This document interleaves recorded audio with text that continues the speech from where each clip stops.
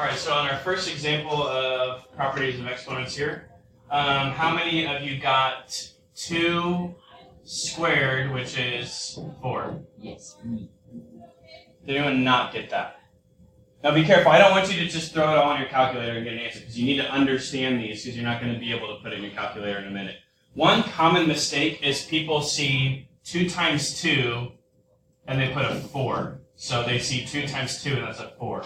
Okay? You don't actually multiply the bases. By adding the exponents, we are multiplying. Remember, last class we talked about the more exponents there are, that's the number of times you're multiplying. So by making this a 4, you're like double multiplying. You're multiplying too much. So remember, our property is x to the m times x to the n equals x to the what? M plus n.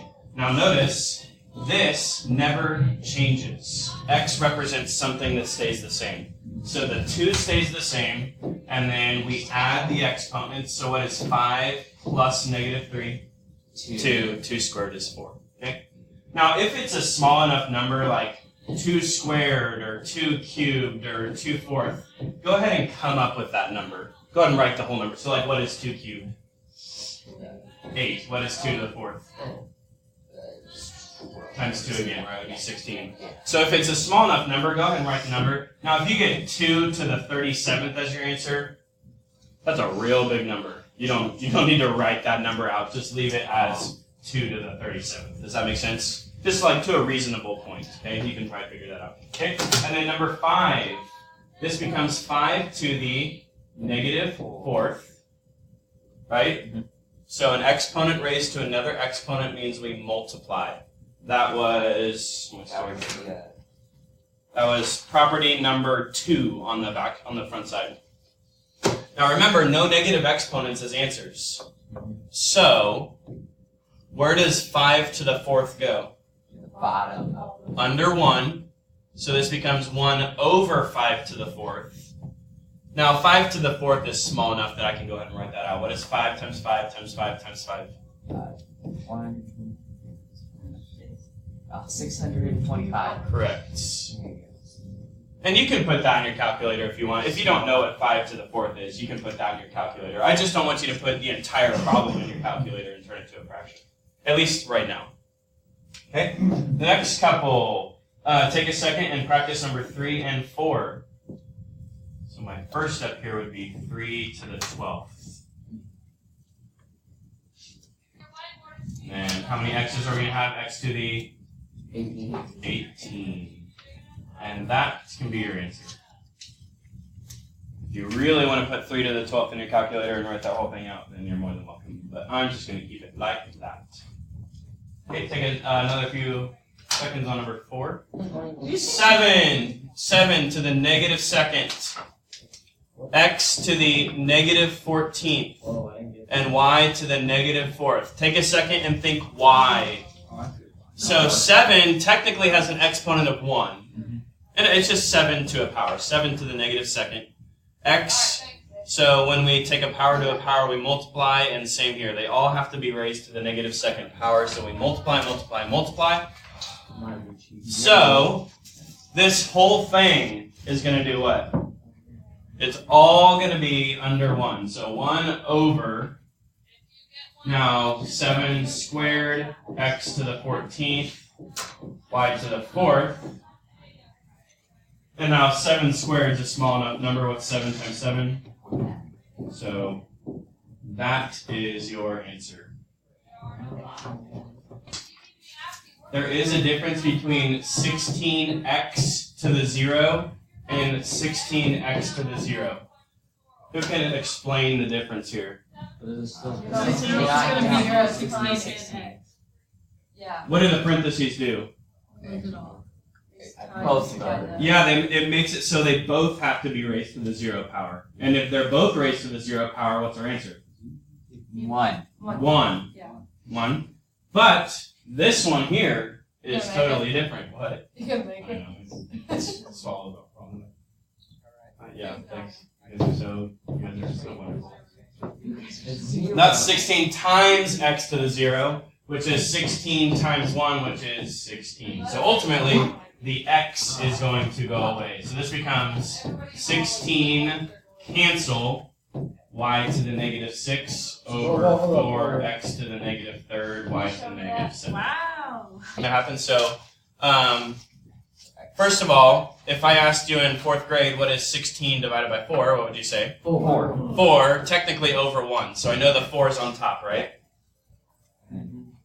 The y to the 6th is going to come to the bottom. The y to the 7th is going to come to the top. And x to the 3rd is going to come to the top.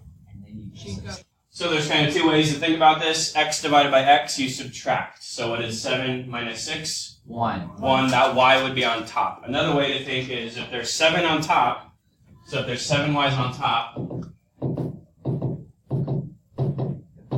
over 6 on bottom,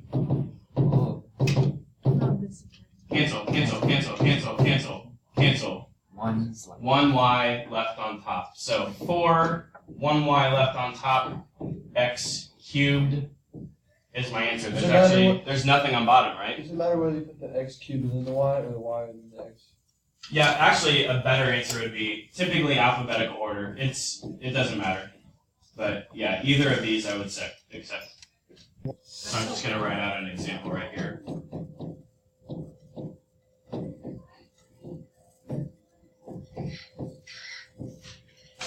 So first, inside out. So something like this, where would I start?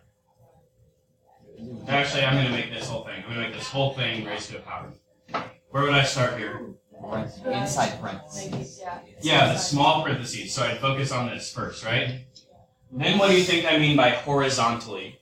Like open this. Wait, no, that's wrong. Left and right. Oh my gosh. Yeah, so once you take care of this, you're going to want to combine stuff left and right. So these x's can combine, and if there was anything on the bottom, you would want to combine those, okay? Then what about vertically? What does that mean? Up and Up and down. down. Yeah, then like divide. So x over x's and y's over y's, okay? And then last things last, negative exponents. Why do you think we should wait till the very end, or at least close to the very end to do that? Because that would mess you up. Look at the example that I wrote down here. It'll make the whole thing. What's going to happen right here? Positive. Yeah, they're going to be positive. So sometimes while doing the first 3 steps, those negatives take care of themselves. So don't just like start throwing stuff all over the place at the beginning because you see a whole bunch of negative exponents. Just kind of go through the process, and a lot of them will typically take care of themselves. Okay, so go ahead and start on number 6. Start on number 6, and I'm going to kind of show you where to focus first. So obviously this is going to be your first focus. So go ahead and do that first. So focusing on those first comes out to 2x y to the negative 2nd. Bless you. Now, once you take everything to the 4th power here, they're not in parentheses anymore. So this would become x to the 4th, y to the 4th, z to the 4th. Now we only have the big parentheses. So double check your first step. Okay, I'm still working inside out. So I'm not taking everything to the 3rd power yet because there's stuff right here to take care of. So now deal with the blue area if you haven't yet. Has to see. You gotta see. Break stuff. I I got gotta see. all the way up to an I A. passed the B, but I rounded up to an A. Okay, there's your next step. So we add, all of those are multiplied, we add exponents. So we have x to the 5th, y to the negative 2nd, y to the 4th, add those, we get 2, and the z to the 4th, obviously. Okay, now now that the inside's good to go, there is no vertical for this because everything's positive, everything's on top. Now we can go ahead and focus on that.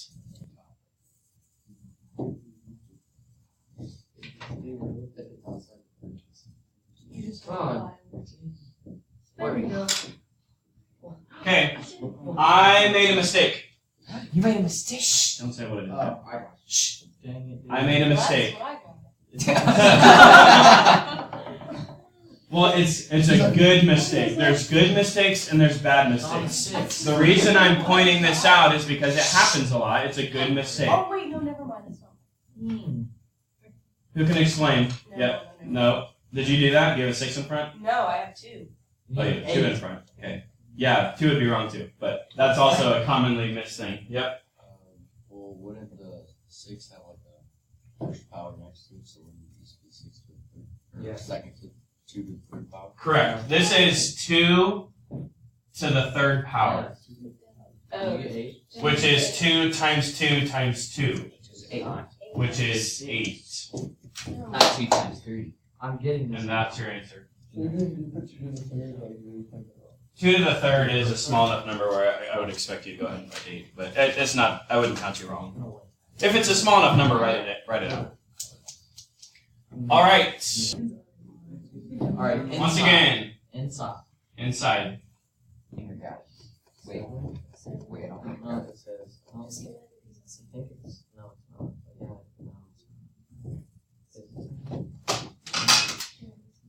yeah, no, it's not. There's my first step. So the green turns into y to the positive 8, I got it. z to the negative 12. No question. Okay? Now, is there anything to do left and right? No. No, those are the only x's on top, those are the only y's on the bottom, okay? So now, you should be thinking vertically. Yeah, I don't know. So up and down. So think of the division properties. So, the x's, we already talked about. So there's 1 on top, there's 3 on the bottom. 2 cancel, which leaves 1x on the bottom. Oh, what? You just said JK, 1 cancels, x squared is on the bottom. Now, there's 2 ways you can think about the y's. You can think about subtracting. Oh. So 8 minus negative 10 is 18. positive 18. We know that's going to be a top. Yes. What? And then you just Or you can think about it this way. There's 8 on top, right? Y to the 8th power. Yeah. Then we know where the negative is going to go. These are going to move to the top and become positive. So there was y to the 8th on top, and then y to the 10th also comes on top, which gives us how many y's up top? 18. So once again, there's kind of 2 ways to think about it. Some of us are rule followers, and you want to do the subtraction property every time. That's fine. Or you can kind of think of it. Well, where's this going to go? To the top. There's already 8 up there. That gives us 18. And then the z's are obviously going to go to the bottom. That's the only set of z's, and all of that still needs to be squared. Yeah, boys. That's the easy part.